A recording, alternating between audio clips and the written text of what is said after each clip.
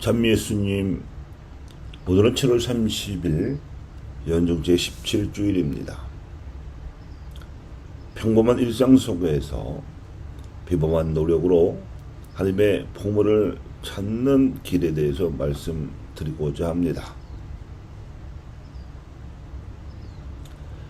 오늘 맞이한 연중 제17주일은 7월의 마지막 주일이기 때문에 7월 전례에서 들려온 하나님 말씀의 흐름을 축일과 주일 안에서 간추려 보겠습니다. 사상 유례 없는 폭염 속에서 봉헌했던 이달의 가장 큰 전례는 7월 5일에 지낸 김대건 사제 순교자 기념일이었습니다. 사실상 대축일급이었던 이날의 전례를 지내면서 김대건 안드레아 사제 순교자뿐만 아니라 같은 시대에 최초의 사목절에서 활약했던 사제 최양업 토마스까지 포함해서 사실상 공동의 수선탑적이신 이 두 사제가 한국 천주교회에 미친 어마어마한 영적인 영향력에 대해 묵상하였습니다. 이를 시작으로 한국 천주교회의 과거와 현재 그리고 미래는 이 순교라는 주제를 떼어놓고서는 생각할 수 없을 만큼 중요함을 묵상하였습니다. 한국 천주교 신자들의 피어린 역사와 각별한 의미가 함축되어 있는 가톨릭 성가집 287번 김대건 안드레아 사제 순교자 성가의 가사를 음미해 보았던 것도 그래서였습니다.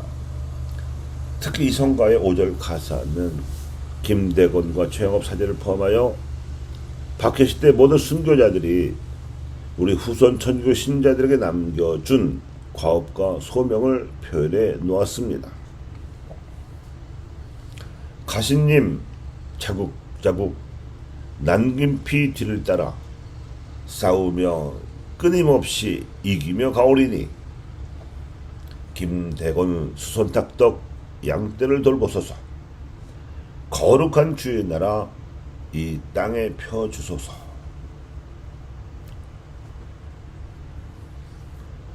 우리가 김대건 안드레아 사제 순교자를 비롯한 순교 성들의 뒤를 따라 거룩한 주의 나라를 이 땅에 펴자면 우리가 사는 이 시대가 박해 시대는 아니지만 순교자들처럼 목숨을 바칠 각오로 우상 숭배의 풍조와 싸워야 하고 또 반드시 이겨야 합니다. 이것이 순교 정신이요, 우리가 김대건 신부를 비롯한 순교 성인들을 우리 교회의 수호 성인으로 모시고 공경하는 절박한 이유입니다. 왜냐하면 우리 사회는 아직 정의가 강물처럼 흐르는 사회가 되지 못했으며 우리 교회가 올리는 경신례는 세상 사람들의 정의감을 일깨울 만큼 거룩하지도 또 사회적이지도 못합니다. 경신례를 올리는 신자들의 마음밭이 아직 복음의 씨앗이 풍성하게 열매를 맺을 만한 좋은 땅이 되지 못하고 있어서도 그렇습니다. 우리에게는 우상과의 싸움에서 부딪히며 정화되고 성숙해야 하는 과제가 남아 있는 겁니다. 무릇 토양이 비옥해지자면 미생물이 활발하게 활동해야 하듯이 우리 신자들의 마음밭이 비옥해지자면 하나님의 말씀을 들어서 성령께서 우리 마음 안에서 활발하게 활동하셔야 합니다. 사실 7월의 첫 주일이었던 교황주일에 요한 바오로 2세와 프란시스코 교황님께서 방한하셔서 한민족과 한국교회 그리고 신자들에게 남겨주신 메시지를 상기시켜드렸는데 그 초점 또한 복음화의 과제, 즉 거룩한 주의 나라를 이 땅에 세우는 일에 놓여 있었습니다.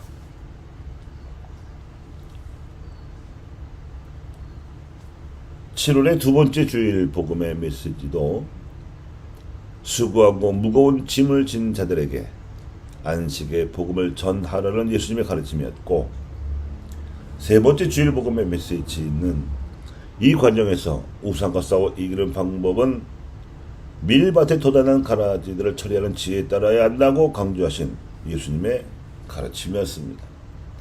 즉 뿌리지도 않은 가라지들이 밀밭에 자라난다고 해서 놀랄 일이 아니며 가라지들을 뽑겠다고 함부로 덤비다가 밀을 다쳐게 해서도 안 된다고 하셨습니다. 다만 그저 마치 가라지가 애초부터 없었던 것처럼 가정하고 밀이 잘 자라도록 집중하다 보면 수확대가 될 때 비로소 밀과 가라지가 확연히 구분될 것이므로 가라지는 베어서 땔감으로 활용하고 밀은 베어서 곡식으로 활용하라는 것입니다. 이렇게 해서 가라지는 밀을 위한 존재로서 악이 선의 의로움을 드러내는 기회가 되고 발판이 되어야 한다는 이치입니다. 악을 상징하는 이 가라지는 밀밭에만 자라는 것이 아니며 우리의 마음밭에도 얼마든지 자랍니다. 죄와 악은 이 세상에만 사는 것이 아니고 우리의 마음 아래도 살고 있지 않습니까? 우리가 선한 일을 하려고 할수록 악마는 우리의 마음밭에 악한 가라지 씨앗을 뿌리려 들기 마련입니다. 그러므로 하나님의 일을 하려는 사람은 그 일을 방해하려는 자들 때문에 자기 마음 안에 미움이나 분노 같은 감정이 생겨날 때 놀라지 말아야 하며 그 미움과 분노 때문에 하나님께 향할 수 있는 정신적 자세인 마음의 평정을 빼앗겨서도 안 되겠습니다. 그보다는 오히려 애초에 마음먹은 대로 하나님의 일과 선에 집중하다 보면 하나님께서 알아서 마무리해 주십니다. 즉 하나님의 심판은 예수님께서 알려주셨다시피 마음속 밀은 수확하여 양식으로 주시고 마음속 가라지들은 다 뽑아서 밀로 음식을 조리할 때 필요한 땔감으로 쓰신다는 것입니다. 제가 알아듣기로 이러한 이치는 마음밭의 가라지와 맞섰던 체험은 사조직 양성을 위한 내공으로 남고 마음밭에서 수확한 밀은 사조직 공로와 보람으로 남습니다. 이 내공과 공로와 보람이 씨앗이 되어서 그 다음에 이룩할 사조직 활동에서 이 크고 더 많은 손의 열매가 맺어질 것입니다. 이것이 30배, 60배, 심지어 100배나 되는 풍성한 열매가 맺히리라 시던 예수님의 약속입니다. 순교자들을 본받으려는 영성은 순교 정신으로 이어지고 이는 우상과의 싸움이라는 과제로 남는 것이며 또한 이 싸움이 세상 현실에서나 우리들 마음속에서 내 뜻과 상관없이 자라나는 가라지들을 지혜롭게 대할 줄 아는 내공으로 이어지는 이치를 생각해 보았습니다. 이제 이 내공으로부터 순교정신이 열매를 맺어야 할 결정적 열매인 영성에 대해서 생각해 볼 차례입니다. 이 영성이란 평범해 보이는 일상 속에 묻히고 있는 하나님의 섭리를 캐내는 비범한 노력이자 사색을 말합니다. 바로 오늘 복음에서 예수님께서는 이러한 이치를 더욱 선명하게 드러내시는 비유를 가르치셨는데 하늘나라가 밭에 숨겨져 있는 보물과 같다는 비유가 그것입니다. 농부가 밭을 가느라 수고하고 땀도 흘리게 되지만 그 대가로 알차게 연근 곡식을 얻는 일도 보람찬 일이긴 해도 그 과정에서 밭에 묻혀있던 보물까지 얻게 된다면 이는 크게 기뻐할 일입니다. 그런데 비유에 나오는 농부는 보물을 발견한 다음에 숨겨두고서는 기뻐하며 들어가서 가진 것을 다 팔아 그 밭을 산다고 하였습니다. 그러니까 그 농부는 그 밭의 주인이 아니라 소작인이었던 모양이고 따라서 밭을 갈다가 보물을 발견했다면 그 보물의 소유권은 그 소작 농부가 아니라 원 주인에게 있는 것이었습니다. 그러니 주인이 알지 못하도록 숨겨두었다가 마치 그런 일이 없었던 것처럼 주인 모르게 가진 것을 다 팔아서 그 밭을 사려고 했던 것이겠지요. 그러니 농사짓는 수고로 얻은 수확물보다 몇 배 더 값비싼 그 보물이 그 농부의 기쁨이 그것도 커다란 기쁨이 되었을 터입니다. 숨겨지고 감추었던 것을 발견했을 때 자신의 것으로 만드는 데에는 지혜와 노력이 필요한 법입니다. 마테오 복음사가는 자신의 복음서 제13장에다 예수님의 비유들을 총망라한 장을 꾸미면서 이 밭에 묻혀있는 보물의 이야기 속에 예수님의 공생활 전체에 숨겨진 교훈을 담고자 했던 것 같습니다.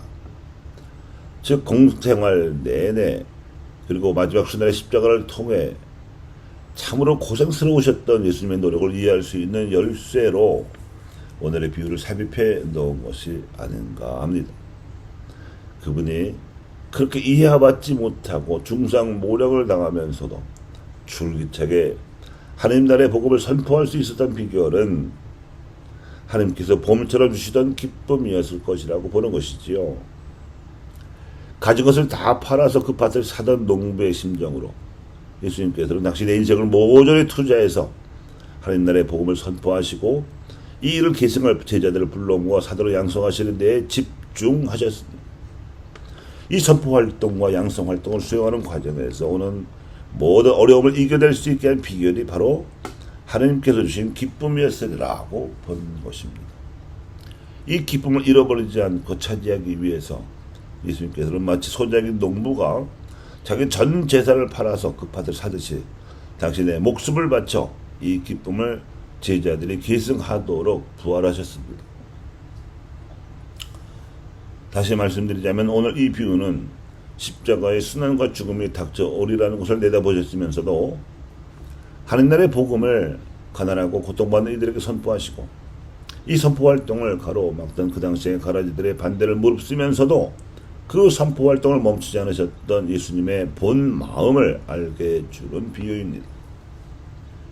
예수님께서 짊어지셨던 십자가는 생의 마지막 순간에 골고타 언덕에서 짊어지셨던 나무 십자가만이 아니었고 3년간의 공생활 내내 전개하셨던 활동에서 짊어지셨던 십자가가 더 컸는데 이는 두 가지로 다가왔습니다. 하나는 복음 선포 활동에서 생겨나는 십자가요. 다른 하나는 제자들을 사도로 양성하는 과정에서 생겨나는 십자가였습니다. 전자는 캐리그마의 십자가로서 외부에서 오는 것이었고 후자는 디다케의 십자가로서 내부에서 생겨나는 것이었습니다. 전자는 예수님이 누구이신지도 모르고 따라서 그분이 선포하는 하나님 나라를 받아들이지 못하고 거절한 적대자들이 짊어지어진 십자가라면 후자는 예수님께서 당신 친히 알려주셨으면서도 쉽사리 알아듣지 못하던 제자들의 몰이해가 가져다 준 십자가였습니다. 이 적대자들은 가라지처럼 자라났지만 예수님께서는 때가 되기까지 함부로 손을 대지 않으셨으며 오직 제자들을 사도로 양성하시는 데에만 진력하셨습니다. 과연 그분이 부활 승천하시고 나니 하나님께서 역사의 무대에서 그들을 사라지게 하셨습니다. 그리고 그분의 제자들은 30배, 60배, 100배 정도가 아니라 1000배, 10,000배 그 이상으로 늘어나게 하셨습니다.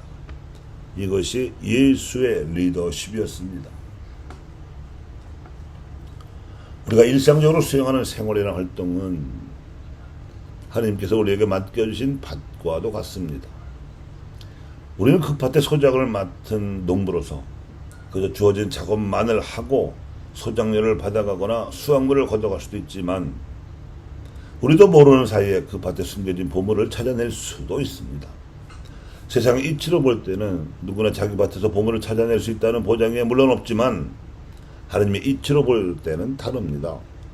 누구나 일상의 생활이나 활동이라는 하나님의 밭에서 그분이 숨겨놓으신 놀라운 선미를 캐낼 수 있습니다. 그분이 비작물로 숨겨 놓으셨기 때문입니다. 세상 이치로만 보면 로또 복권에 당첨되는 그 희박한 확률로 보물이 발견되는 것이지만 하나님의 이치를 믿을 수만 있다면 우리는 100%의 확실한 확률로 보물을 캐낼 수 있습니다. 그래서 필요한 것은 그분의 섭리에 대한 믿음이요. 그분이 이미 우리가 미처 생각하지도 못한 가능성을 안배해 놓으셨다는 믿음입니다. 이 믿음으로 예수님께서는 묵묵히 공생을 해 나가셨던 것이고 골고타 언덕에 오르는 십자가의 길을 가셨습니다.